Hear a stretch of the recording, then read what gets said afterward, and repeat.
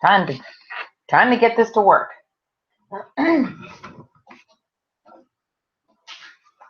Hope you had a good day. Hey, Lauren. Great to see you on. Hey, Robin. Oh, that Julie Bowerman Potts. That's me.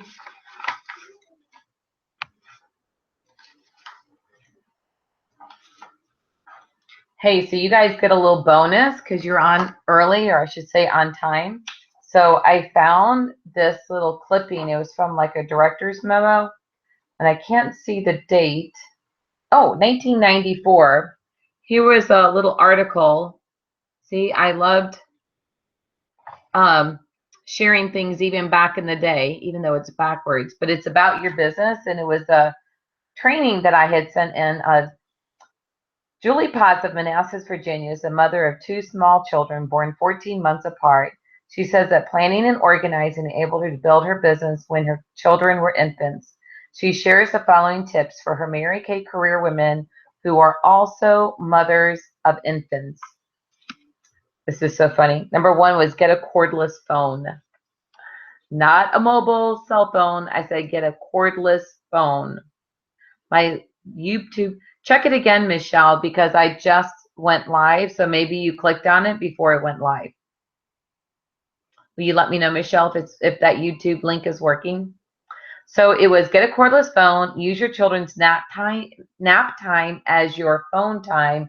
You can do other things when your children are awake. Hire someone to clean your house or plan a 1 to 3 hour time slot to clean.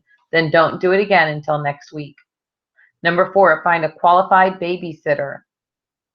Number 5, that was 4. Number 5, hire a teenage babysitter to babysit when you plan to be at home so that you have quiet time for phone calls or facials. Number 6, set your babysitting hours and then fill those time slots. If a cancellation occurs, take the opportunity to do a little conversational booking. I guess that's what I called it instead of warm chatter booking, conversational booking. Number 7, trade babysitting time with other Mary Kay moms. And I highly recommend Mary Kay moms because other moms don't understand how Mary Kay works. Yes, Michelle, it's now working. Yes, I think it's because I hadn't clicked turn it on yet. Number 7, trade babysitting time. Oh, did that. Number 8, schedule your phone calls for short periods of time, never one long period, because your kids won't give you that time. And having Crawford in this house is just reminding me of all that again. Number 9, take advantage of opportunities to meet potential customers while running errands at the restaurant, playground, park with your children. Number 10, prepare breakfast and dinner at the same time. I still like to do that. Prepare a casserole and make arrangements for dinner in the morning. Like sometimes you just have to pull out the meat to defrost it. So just do that. When your children are napping that afternoon, then you can make phone calls instead of cooking. Remember that your children can help you regardless of their ages. 2-year-olds can unpack boxes. 4-year-olds can label retail products. So that was a tip that I had sent in 1994 to the Mary Kay Director's Memo, and that was shared. So I found that in a file, and I thought that those who got on early got a little bonus. Bonus. Okay, it's time to rock and roll. I've got viewers on YouTube. I've got viewers online. I'm so excited because this is one of my favorite classes that I have ever taught. I don't remember what year I started this. I'm trying to remember where I was, what city, state that I was in. I don't remember. But anyway, on your piece of paper. Okay, so first of all, and I couldn't find the book, but there is a Mary Kay book that is called, hey, Holly, thank you that you enjoyed those little tips on raising young ones while running a successful Mary Kay career.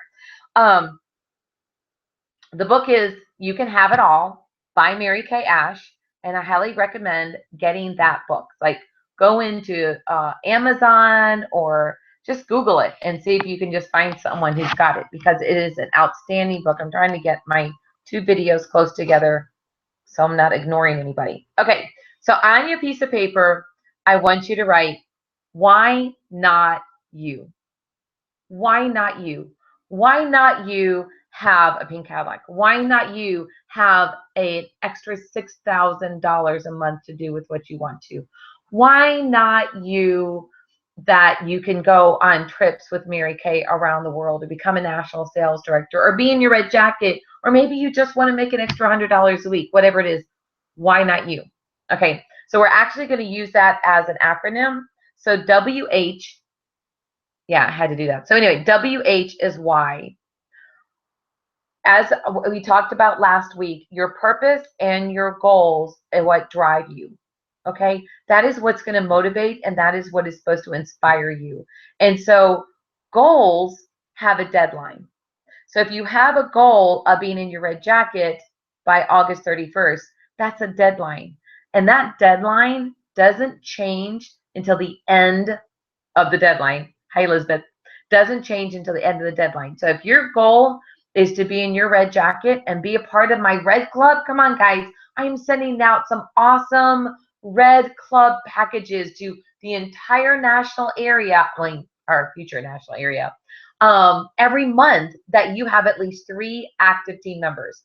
So why not you, right? Why not you be in your red jacket? You still have, not including tonight, which if somebody's on Facebook tonight, you can message them. So not including tonight, 2 full days. Don't ever give up on a dream until Lifetime Wisdom from Mary Case.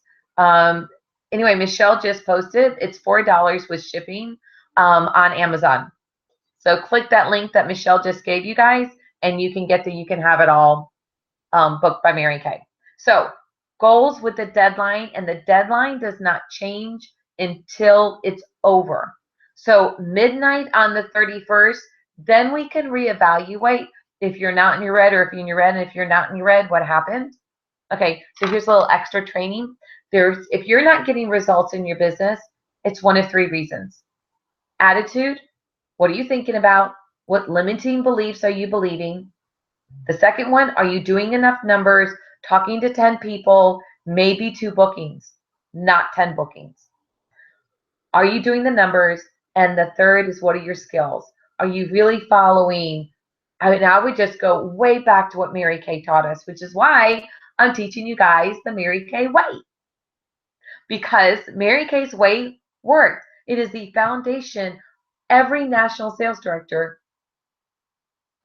I can't think of one, that does not share with you her success came from following Mary Kay's plan.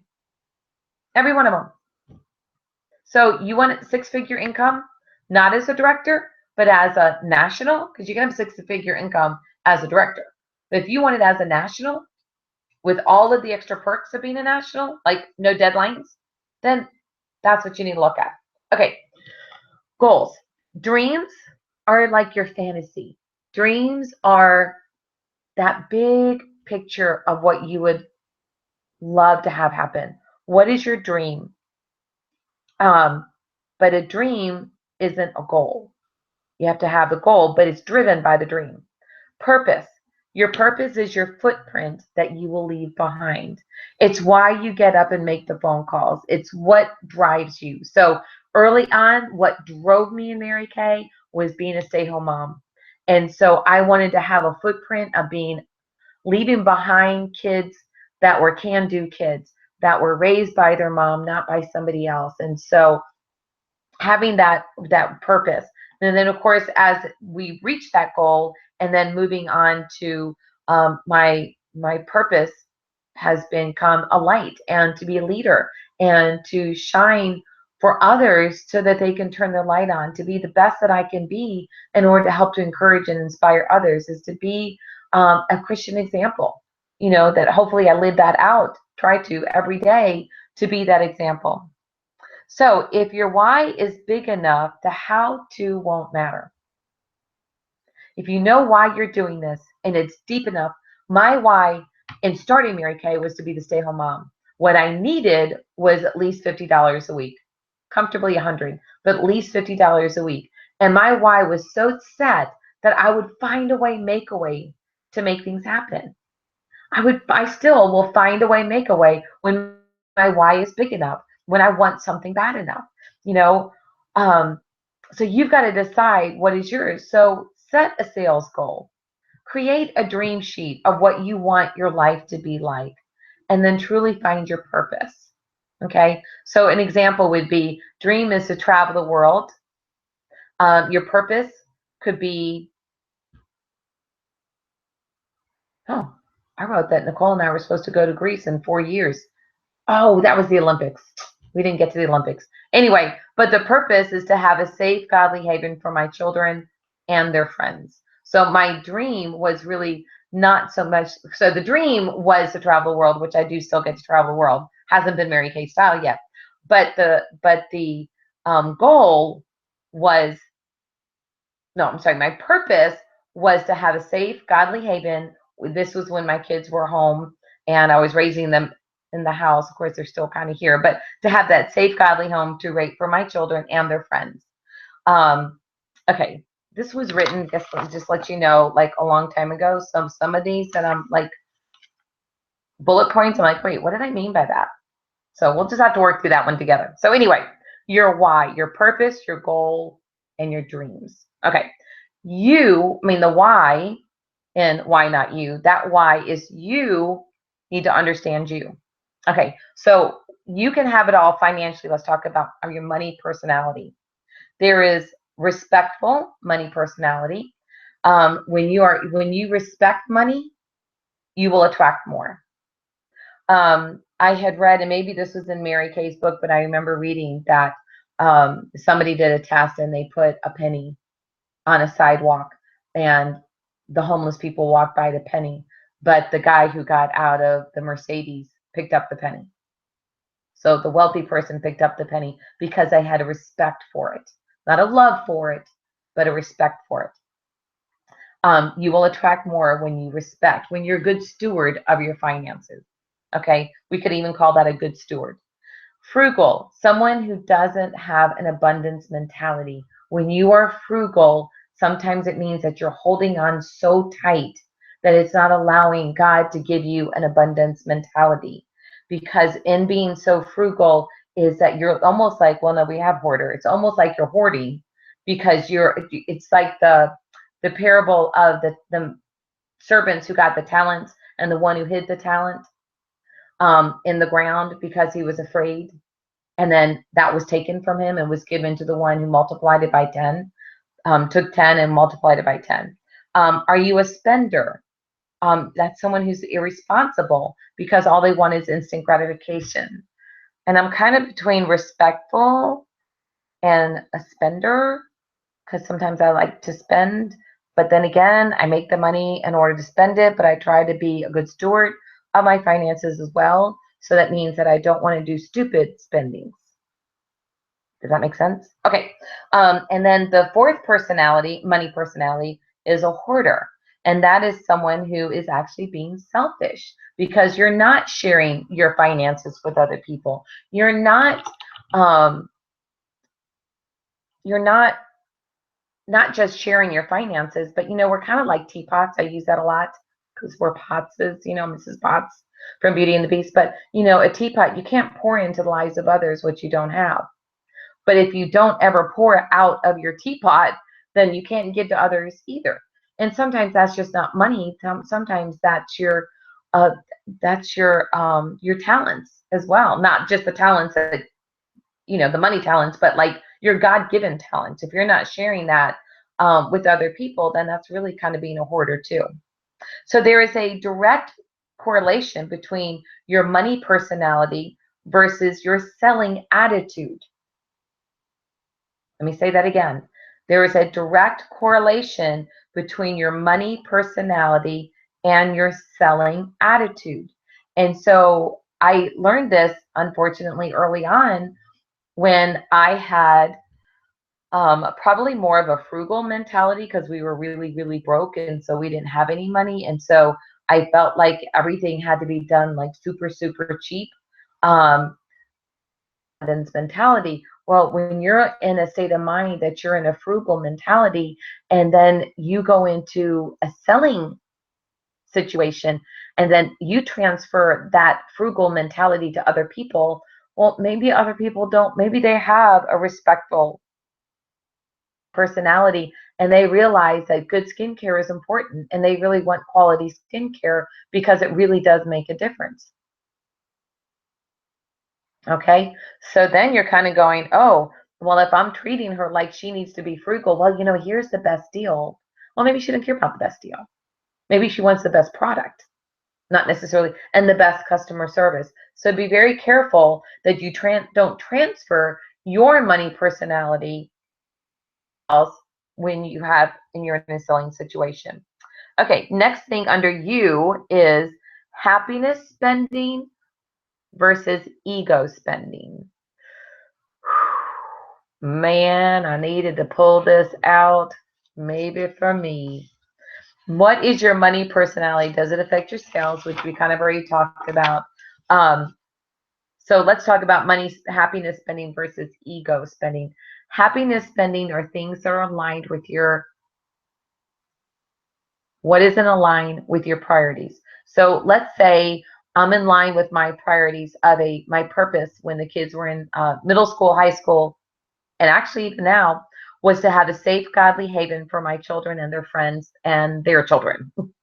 Okay, so when you have that safe, godly haven, sometimes that means redecorating. Sometimes that means updating. Sometimes it means making a home more comfortable for other people. And so, am I doing all of these redecorating and we're getting the cabinets painting? I'm getting tile put into the bathroom. We're getting mulch. I just had the trim painted. And so, when you think about, was that ego spending because I just wanted it to look nicer a little bit? But then what about the happiness spending going along with my priority of having a godly home for my children? Okay. So then I would go, okay, well, the trim needed to be painted because if you don't, then you can get termites. And we did find a spot that was weak that, needed to be fixed. So that's just being really respectful and a good steward of your finances because your home is probably the hugest investment that you made. And when you don't respect your home, why is God going to give you more if you don't respect what you have? So I feel like that is probably good. The mulch that's going to be put out and edging it out, that could be a little bit ego. But I think having a warm, welcoming home also is more inviting for people. So that's kind of maybe a 50-50 split. The cabinets being painted in the other room, we can say that's happiness spending only because it's going to make me happy to look at them. And then I'm going to cook more because I'm going to be happier in my kitchen as opposed to I just want them to look prettier. So that's kind of like the thoughts that you need to think. Do you really need this? Is this something that you're doing, like planting more plants just because the neighbors planted plants? I remember one of the cities that I lived in, Alpharetta, Georgia, that happened. I was planting plants because I just think flowers are pretty and they make me happy.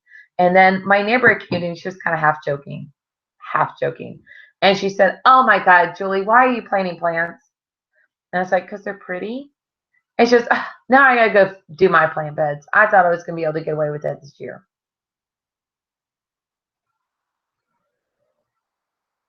That would be ego spending because you're only doing it to keep up with the Joneses. So think about, and that kind of goes along with are you spending money in alignment with your priorities? So that is you. N in why not you? N is never give up. Adversities will come. Dealing with them is in your control. When life gives you lemons, do you make lemonade or do you cry over the sour lemons and let them rot? Um, Finding a way, making a way. Okay, so one of the things that happens with money happens to be debts. And so there is a way that you can find a way, make a way. If you're in debt and you don't want to be, now there are some what I call good debts, and that is a mortgage is a good debt, potentially a car. But if you're in Mary Kay, having your own car as a debt should not happen because you should have your own Mary Kay car, which would be free. Okay, so finding a way, making a way. Okay, so let's just say you've got some debts that have just been because you were ego spending, not happiness spending. And so now you spent more than you made. And now you've got money on a credit card. First of all, I would look into consolidating your debts into one low interest. So if you can consolidate your debt without costing you anything into one low interest. You pay off the smallest one first so that you can just start like getting rid. Like if you've got 5 credit cards, start with the smallest one so you can have that sense of accomplishment that it's gone. If out of the 5 you have one that has like a really high interest rate, then you may want to pay that one off first and save the lower interest rates ones. So do you one or the other? They're all basically the same interest rate. Pay off the smallest ones or pay off the highest interest rate. Okay. If you are on interest rate cards that have high interest rates, you can oftentimes call them and say, hey, is there any way that I can lower my interest rate? And oftentimes they will, because they want you to keep paying. And usually when they lower the interest rate, that would lower your monthly minimum payment. Let me just let you know, the monthly minimum payment will never pay off your credit card. Do you hear me? The monthly minimum will never pay off your credit card or pay off your debt. You need to at least double it or more than that. So one of the things that you could do is set a debt-free party date to be paid for by your Mary Kay. Okay, so let's say you have calculator. Let's just say you have student loans, etc. Let's just say you have $30,000 in debt. Okay, now not including the interest, you'll have to figure that out, but I'm just gonna kind of do a ballpark. And you say, you know what, we have $30,000 in debt to get there. So let's say you've been married for 10 years and it took you 10 years to get $30,000 in debt. Then don't think that it's gonna take 3 months to pay it off. Okay, so you need to be a little realistic in this sense of something that you could truly do. So let's say it took you 10 years to get $30,000 in debt. So let's take half of that and you're going to take 5 years to get out of debt. Okay, so we're going to divide that by 5 years, and that's $6,000 now a year that you need to pay. Okay, times 12 months. So that's $500 a month. So $500 a month, you pay that for 5 years, which is half of the time that it took you to get the debt, and it's going to be paid off. So you need to sell times 2.2. You're going to need to sell $1,100 a month to pay off your debt. And then you can have a debt-free party. Now, if you need more than that to pay bills in your house, then of course you're going to have to sell more than $1,100. But what if that just became your goal? Your goal is that you're going to sell enough Mary Kay to pay off your student loans so that in 5 years you can have a debt-free party. Just, if you don't know how to do the math on this, because now I didn't do the interest, so it's probably going to be more than that. But if you don't know how to do the math on that, then you need to get with a financial advisor. Call a bank. There's a lot of free ones. Do not go with someone that you pay. Okay? Do not go with someone that will charge you. And I would not go to somebody that has a product that they're selling. Like, oh, well, you do this and we can do this, this, and this and get these all down to this, that, and the other. I would say go to actually the banks that you have that you're already with than to go with somebody new, because there are people who are making money off of consolidating and trying to help people, but it ends up not helping them. So you need to talk with somebody if this is not something you can, there's even, you could Google it, like how to get debt free. If you're using Credit Karma on your phone, it's an app. It's a free app, creditkarma.com. Michelle just sent you a little post of somebody that is a great financial advisor who's also Mary Kay consultant. Michelle, I mean, that's fine if you want to do that. I would just be a little leery of that, only because you don't want anybody to hold you responsible if that person didn't do what they said they were going to do, whatever. So anyway, I would suggest finding somebody through somebody that you trust. I don't like to make those recommendations, but Michelle said that she will. Okay. What was I saying? About, creditkarma.com. So, I'm on my phone. So it's on my phone. and I can just click on it. So about once every 2 months or so, to me, my credit score is just as important as my reputation. My credit score is just as important as my reputation, because if you have a good credit score, you can really pretty much do anything. Without a good credit score, you are so limited in life.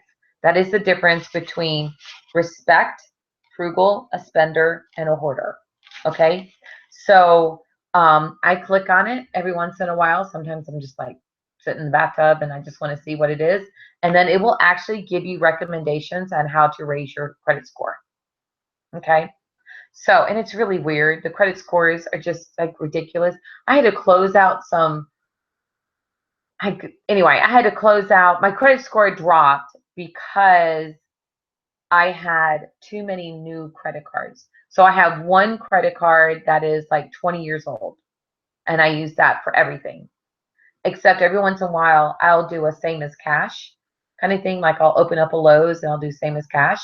So instead of giving them $3,000, I would rather spread that out into $250 over 6 months, because I'm getting interest on my money. So why should I give it to them if they're going to let me do it for the same price? So anyway, so they said I had too many, so I had to go through and like close those off. And then my credit score went back up. I'm in like, I think last time I checked, the highest is 850. I'm at like 820, something like that. So that is really a great way to keep an eye on your credit score is Credit Karma. Okay. Use a debit card as much as possible. You should have your own Mary Kay account with a debit card. And then that debit card is what you use. So if you don't have Mary Kay money in that account, then you don't spend Mary Kay money. If you need Mary Kay money in that account, then you got to go sell something. Pick up the phone, call some people, sell something. Because you cannot say in Mary Kay that I can't afford. So you can never say I can't afford. The only thing that you can say is I'm too lazy to work for it. That's a little ouch, And then I've heard through these years, of course, Nicole, now being a mom of almost two, has said that, I never stressed her out over money. They're buying a house in 2 days. My 27-year-old daughter is buying a house. My 26-year-old son bought a house in December. So within, what is that, 8 months of each other, 9 months of each other, they're buying homes. And one of those reasons why is because I never freaked them out about money. We were not hoarders. We had a healthy respect for what money was, on saving money, spending money on what you need. I didn't say we can't afford it. I didn't give them that thought that money wasn't a good thing. If you save it, then you can afford things. And I never said we couldn't afford it. I just said we don't need that. That's not a good value. Things like that, instead of freaking them out that we couldn't afford. Even though we went through some seasons when CJ lost his job, that there were a lot of things that we couldn't afford. But I didn't tell them that. I just said, well, that's just not a really good idea to do that right now. We don't need that. Well, let's just go, shopping at Walmart today instead of going to the mall, or I don't know what it was. But okay, O is for opportunity cost. Time is just as valuable as money. Time is just as valuable as money. If you guys are learning something as I'm saying this, those little love things where you can swipe it and say, awesome, the little hearts. I really like seeing those. So when you guys, when I say something that's even though I know it's going to come about 10-second delay, I love those hearts. Okay, so O is opportunity cost. Opportunity cost is, for example, you're going to save money and drive a delivery across town instead of mailing it. Well, the time that it takes you to drive, you may be saving as far as gas money, which probably not even, but gas money compared to mailing money.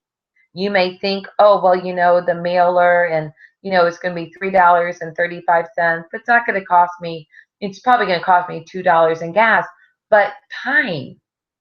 your time to drive that across town was worth that $1.15 difference.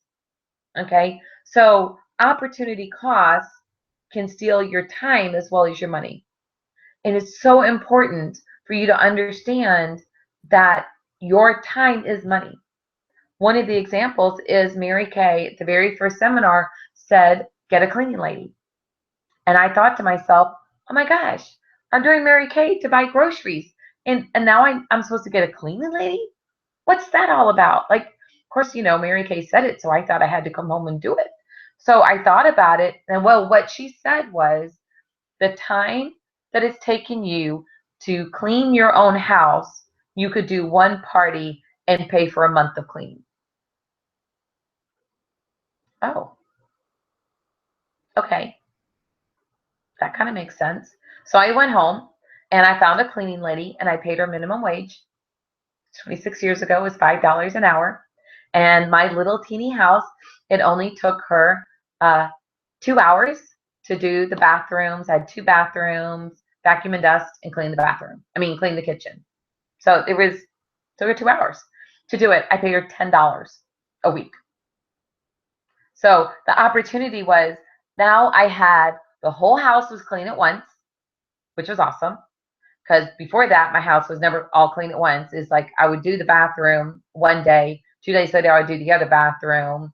3 weeks later, I would get back to the first bathroom. And so I still love it when I can walk in the house and my whole house is clean. You get that clean feeling and everything is just clean. I love it. Okay, so opportunity cost.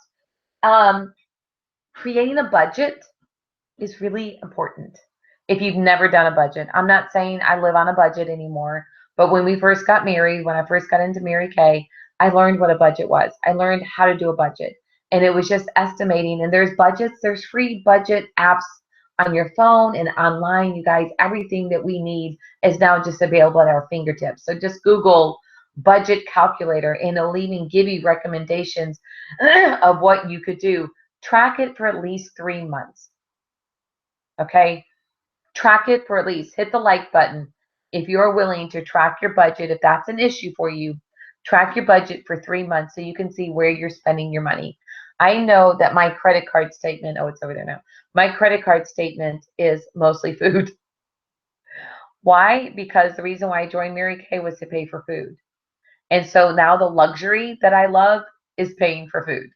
And so we do a lot of eating out, and I buy a lot of organic food. I don't even look at the groceries. I have no idea what things cost except for apples. I know my apples because I try to eat 2 apples a day.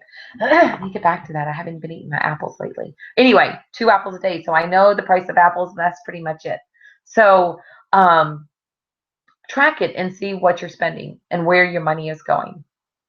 Okay, money savers. Okay, so getting the budget. Money savers.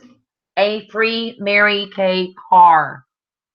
You over there, you over there. A free Mary Kay car. Guys, what are you doing? Mary Kay's going to give you a free car to drive. All you have to do is ABC and you get a car. It's not rocket science. It's not a big deal. You just got to do it. It's interviews and faces. That's really, it's 3 plus 3 plus 3. 3 parties, 3 interviews, $300 a week. You do that, you'll be in a Mary Kay car. I double dog dare you to do it, to try it. But you have to do it for at least 3 months. You can't do it for 1 week and go, well, I did 3 plus 3 plus 3, and I didn't get a new recruit. Well, it's a numbers thing, and so you got to go through all the numbers. But I double dog dare you to do 3 parties, 3 interviews. Just interview the hostess. If you do 3 parties, you're going to have $600 in sales, not alone $300 in sales. But that is one of the greatest money savers. So let's just say if you had no car payment, that's going to give you about $10,000 a year without a car payment and insurance and all that. You're going to save about $10,000 a year. So think about if you got a pay raise for $10,000. Okay, so if you invested that 300, it's more than that now, but it's $375, but I did the math. If you invested that $350 for 25 years, so I've been with the Mary Kay car, high five, I didn't invest it. But if I had invested that money instead, so let's just say you love your car and it's paid for, and you know you're going to drive it for 25 years. Who does that? But anyway, for 25 years, and I've had 13 cars in 25 years. Anyway, take that $350 a month and invest it. Do you know that at the end of 25 years, you would have $650,000, not including, like, if you really smartly invested it? $650,000 is what my car, having a Mary Kay car, has saved my family. Wish I'd saved it. If I had saved it, I would have spent it. Never mind. Okay. Not recruiting is an opportunity cost that you guys are losing money. So if you have one client, and an average client, if she's a really great client, and she buys $100 in a quarter, so that's in 3 months, she buys $100, not including anything that you're going to give her or anything like that, your profit would be at least $50. That would be the most, $50. If you have one star consultant recruit, and she does at least $1,800 in a quarter, thank you for the love, does at least one $1,800 order, star consultant quarter, your 4% check would be $72. Isn't 72 more than 50? 9% would be $162, and a 13% on an $1,800 star just on her order, just as a consultant, would be $200. You guys are losing money because you may be thinking 50% is better than 4, 9, or 13%. And I just dropped the mic on you because that is wrong. So what is one area that you are losing money that you can change? The next letter is T. T as in today, not tomorrow. Short-term sacrifice for long-term gain. Don't procrastinate on saving money.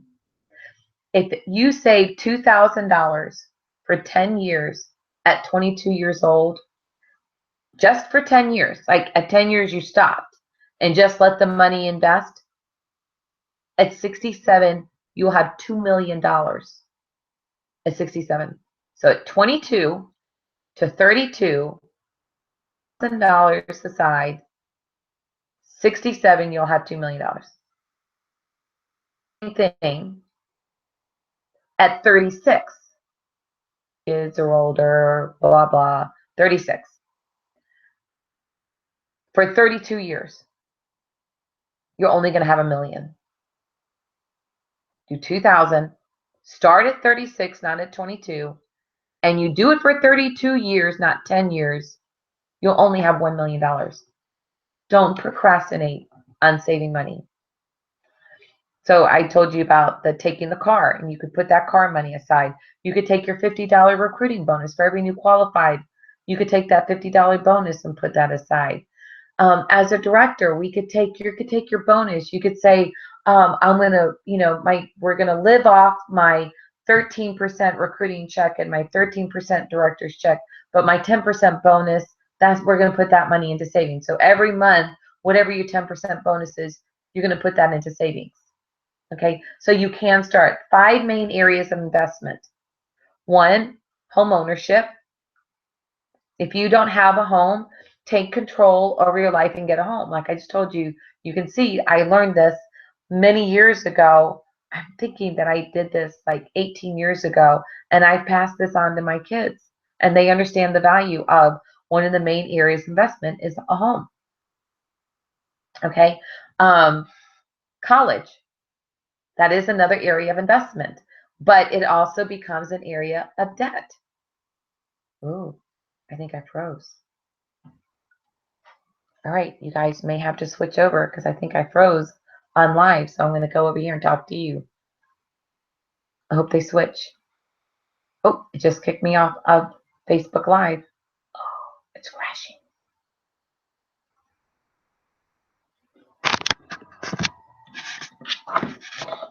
What is going on here? It's because my phone went down to 1% again. Okay. Well, here we go. We're going live. So hope everybody switches over. If not, they can watch this video and catch up on. Okay, so college, save 2% of your income. So let's say you're saving money for your children for college. Both of our kids were able to leave college debt free. Matter of fact, when Nicole graduated, she had $5,000 in her bank account. I'm like, wait a minute, I gave you college money and I gave you allowance, so maybe I gave you too much money. You can give me some of that back. And she's like, no, Mom, because I was a good steward of my finances. And so she did. She graduated with $5,000. But you can start saving 2% of your income and putting it aside for your children's college if you want them to be debt-free when they graduate from college. Of course, saving for retirement. You need 70% of your current income. So if you're currently making $100,000, you're going to need $70,000. That's 70% of your current income. You're going to need $70,000 a year. So if you're retiring at 65 and you're going to live to 95, let me pull out the calculator. Okay, so you need 70,000, and you're going to live 30 years after retirement. You're going to need $2 million before you retire, just to be sure. Now, you're going to have some money that's going to be in retirement, and so maybe you can be living off some of your dividends. So again, talk to a financial advisor. They'll give you the better better information. But what if you're making $300,000 a year? And then multiply that by 70%. That's $200,000 a year. And then multiply that by 30 years, 65 to 95. That means I'll need $6 million. Whoa, that was different than we weren't making any money. We're going to start putting more money into savings. Unless you want to, that is if you want to keep and maintain your lifestyle. So anyway, retirement. As independent contractors, we can do a SEP IRA, and that becomes tax deferred. So talk to your CPA about that. I do that every year. You also need in savings at least a 3-month savings of your monthly bills or income. So you need at least 3 months set aside in case you lose your job. Okay, so, or for an emergency, or for things that happen to the house, plumbing issues or whatever, you need a 3-month supply. So if you're making, $2,000, let's say $5,000 a month, times 3, you should have in a cash account about $15,000. Okay, another area of investment is insurance, life insurance, a will, estate taxes, health insurance. That is another area that you need to look into. And then the 5th one is investing in your life by spending on your priorities.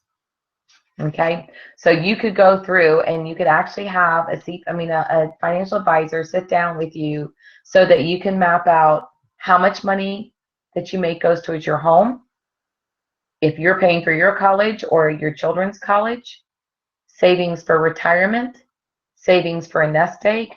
They say it's like a like a triangle. Okay, savings. Oh, it actually should be this way. Your life insurance, putting enough money aside for all of those. So I'm not going to go over a lot of that, but just understand that they are important. And we cannot be, what are those ostriches? We cannot be ostriches about finances and just stick our head in the sand and think, oh, well, we'll get to that. Well, it's today, ladies, not tomorrow. Today, not tomorrow. So, because remember, last week is when you do what you ought to do when you ought to do them, you can do what you want to do when you want to do them. And when you are savvy with your finances, you can do those things. instead of always having to just put out fires and live in paycheck to paycheck. And by golly, ladies, you are in a business that you can do that. You are in a business that you have an unlimited income. So you need more money, go sell more product. If you need more money, then just recruit somebody else on your team. There's other women who need to make more money. Okay, why? And why not you? Why? Is you'll never know unless you tithe. Being a good steward. Somebody said this once and I loved it, is that you're not giving God 10%, God's giving you 90%. And so I'm just going to preach just for a second here on this, and that is when it comes to giving back or giving to others, whether you give to the church, whether you give to the community, however you give, whatever you feel like is your tithing, that is yours to judge, yours to figure out what it is. You know, do you tithe before sales tax? Do you tithe after the 10%? That is all between you and God.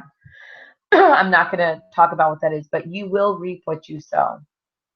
And if God is our daddy, let's just think about that for a second. If God is our daddy and we say, Daddy, we want a nicer bike.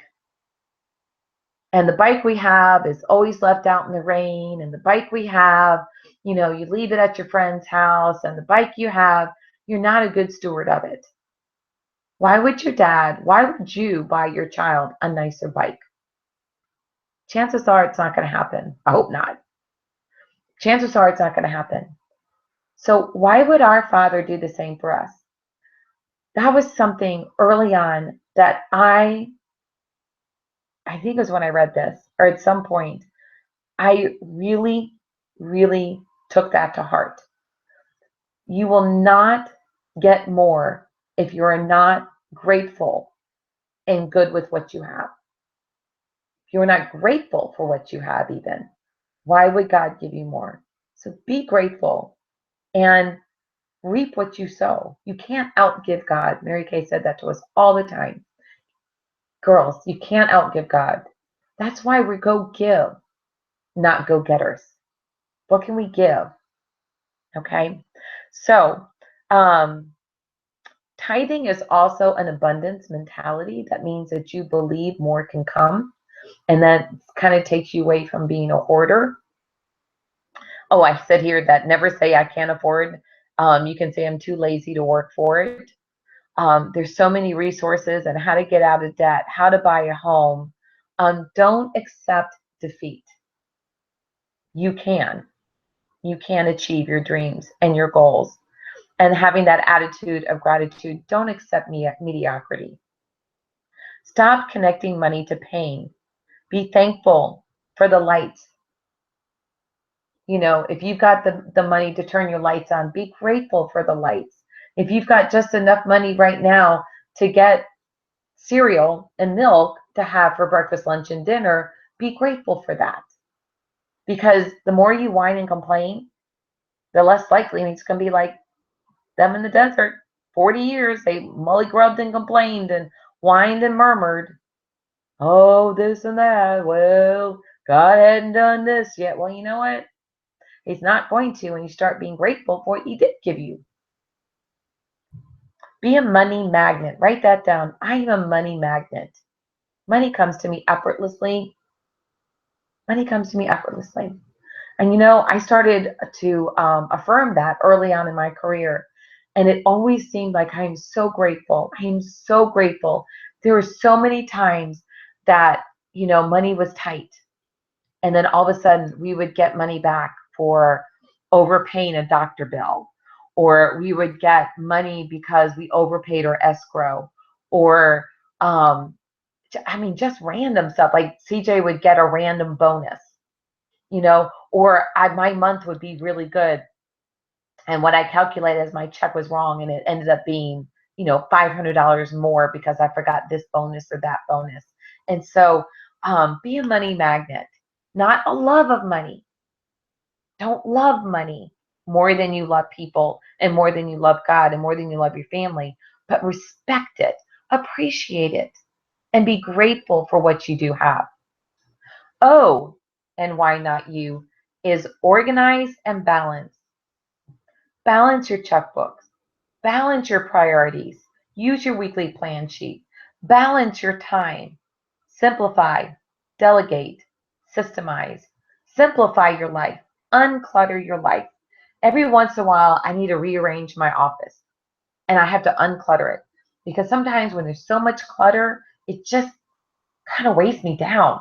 And I have to just, take my desk and I just have to push it all together. Here's how to organize. Mary Kay said just put everything together. Just put it all on top of each other. And you take that out one piece of paper at a time and you do it, you delegate it, or you dump it. One at a time. Okay? Um, Delegating. Hire if you can't get it all done yourself, hire someone to help you, whether it's a CPA, whether it's just somebody to come in.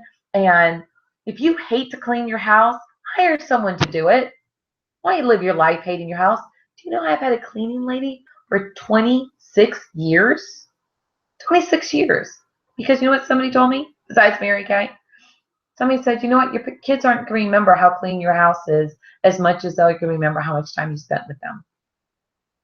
Are you spending your Saturday, if you're working full time, are you spending your Saturdays cleaning your house and fretting over that and complaining about it?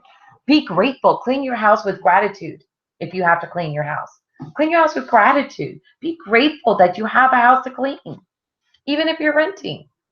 Take good care of it as if it was your own. Systemize. Coupons, cleaning, meals, birthday cards, um, everything in my office has a system. That's a whole nother day. But everything in my office has a system. If you do something twice, then create a system. I created the system of the face bag. And I did that numerous years ago because every time I got home from a meeting, from a makeover or a party, I had to restock my starter kit. I had to put all the paper stuff back into it. And I just felt like that was like becoming such a waste of time because every time I got home, I had to do that. So then I thought, well, what if I kind of put my kit together the right way at the party and then all the paper stuff, I usually have another bag and all the paper stuff goes in that. And then if I just have a face bag, because I don't need to restock and have 10 profile cards, I don't need 10 sales tickets. I just needed one for each person that I was there. So I created a face bag. If you don't know the face bag, then go to juliepotts.com. And I think it's under go into the website and it's either under party book, etc. It could be under the meetings, like whatever my weekly, I don't know what it's called. Like my agenda or something like that for like the weekly meetings that has what a face bag is in it. But it's all basically the things that you restock. So that's another thing. One of the things that helped me when I discovered the face bag or created the face bag, what I found it did save me time when I got to a party. Wand, applicator, profile, sales ticket, pen, washcloth. And then I'd have to do beauty book. This is everything that's in my face bag. Business card, a little goodie at everybody's seat. And then 3 of them don't show up. I got to take all of that and then I have to resort it.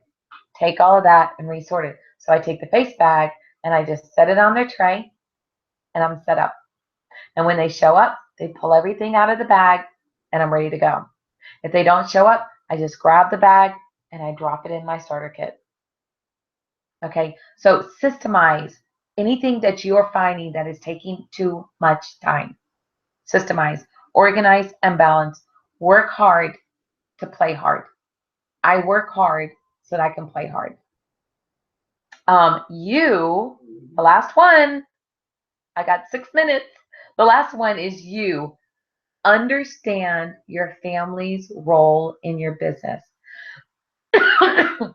and delegate to your family, whether it's dishes, as you guys heard earlier, maybe that was a new consultant. My husband and I, when we first got married, this wasn't even a Mary Kay thing. It was something that I just decided. And it was like the first week, maybe second week we were married, which will be married 29 in January, 29 years. And I was doing the dishes. I mean, I was cooking dinner and then doing the dishes. And then when dishes were being done, he was going to back to the TV to sit down and watch football. It was, well, it had to be football season because it was January. Go back to watch football. And I'm sitting there and I'm starting to resent it. And I'm like, I'm cooking and I'm cleaning. So I marched my little tail in there and I said, okay, we gotta come up with something here. Whoever cooks, the other one, I'm like roommates, okay? Whoever cooks, the other one cleans. And he goes, okay, I'm good with that. I like your cooking. You cook, I clean. Okay, I'm good with that. I love to cook. I hate cleaning, so deal. So for almost 29 years now, I cook, he cleans. So whether we're having a huge party or whether it's just the two of us, I cook, he cleans. It's so fun. But have a heart to heart with your husband and get your goals to match up. What are your values? What do you guys value together? You know, CJ and I both valued that we wanted to raise kids that were comfortable at home, that enjoyed being at their home, that were willing to bring their other kids to our home. And oh my gosh, I could tell you stories about all the parties we used to have for the kids in the neighborhood, for my kids when they were growing up. But you know, what are your attitudes together? What are your goals together? Make sure that you're really in line with that.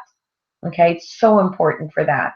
Because Mary Kay said if your husband supports you, doesn't mean that he has to like CJ didn't necessarily CJ still doesn't like he's not involved in my business. He has his business, I have my business. He respects my business. He knows when he walked in the door today and I was on a conference call, they came home, they went down to the basement to watch TV instead of going in here.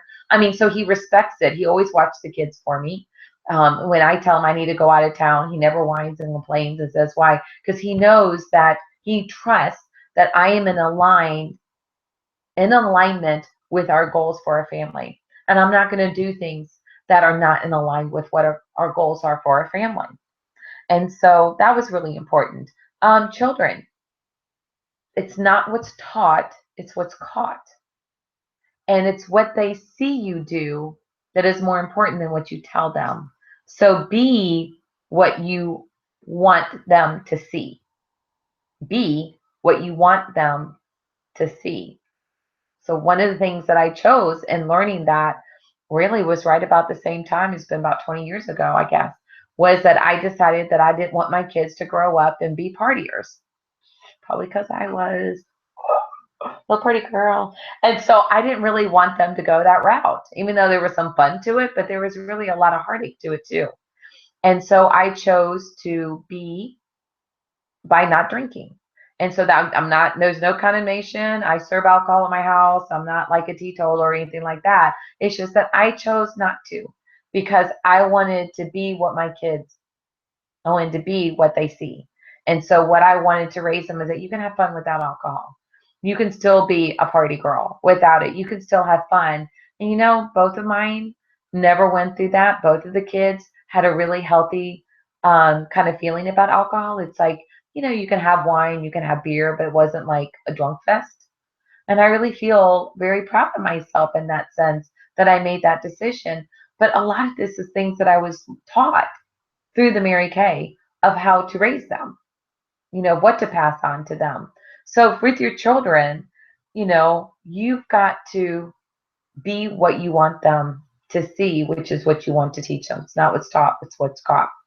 Um, and then also as a parent, um, no, as a child to parents, if your parents are still alive, um, then you're going to may have to have some hard conversations.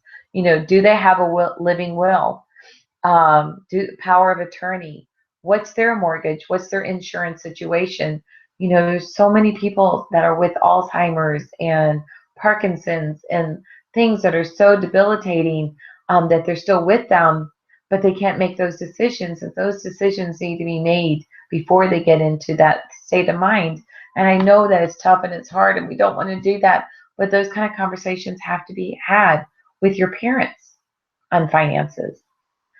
I can't even tell you how many stories I've heard of parents having to come and live with their adult children who still have children in the house, and they're trying to get them, hoping to get them through college, but now they can't because now they're paying for their parents. And so that needs to be part of that family role, is understanding that, you know. So it's with your spouse, it's with your children, and it's also with your parents. So that is why not you have all that you want. You can have it all. So I'm going to leave you with this. Okay? So now that you understand the importance of saving, budgeting, insuring, and investing, and how to spend, if you happen to be thinking, well, Julie, that's good for you because you're making a director's check, then I say to you, get off your whines and woes and become a director. Be a star, 10 recruits, you plus your 10, grow to 24. You continue that, you're a director. That's all it is. If you're thinking, oh my God, that's so complicated, I'll let my husband deal with this, then I want to say to you, are you sure he'll be here tomorrow? What if you outlive him? Do you know that most women outlive their husbands by 6 years? 6 years. I mean, this is like 20 some years ago, so that's probably even different now. But it's something that we need to, as business women, but also as, you know, if you've got kids, you need to be financially responsible. You need to be responsible. You need to be a good steward of what you have and understanding that. So you need to take a little bit of time and you have to know everything. I don't know everything. I told my financial advisor when we sat down, I said, I don't want you to teach me what you know. I just need you to tell me what I need to know. He still laughs about that. If you're thinking I can't afford to save or get insurance, then I say to you, make it with your Mary Kay money. You can make it. If you're thinking, I don't know where to start, where do I begin? Go get the Mary Kay. You can have it all book. It's great training. If you're thinking, I'll take my chances, I'll be like Scarlett and Gone with the Wind, tomorrow's another day, then I say to you, what if tomorrow you're paralyzed in an accident like Christopher Reeves? Remember Superman? Well, who's going to take care of you? Who's going to take care of your kids? Who's going to take care of your bills? If you're thinking, I want a rich life, financially, emotionally, and spiritually, then I say to you, get off your feet, get on your feet, I'm sorry, off your butt. Get on your feet, put on your running shoes, and let's go this race together because you can have it all. Thank you guys. Session 4 of the Mary Kay Way.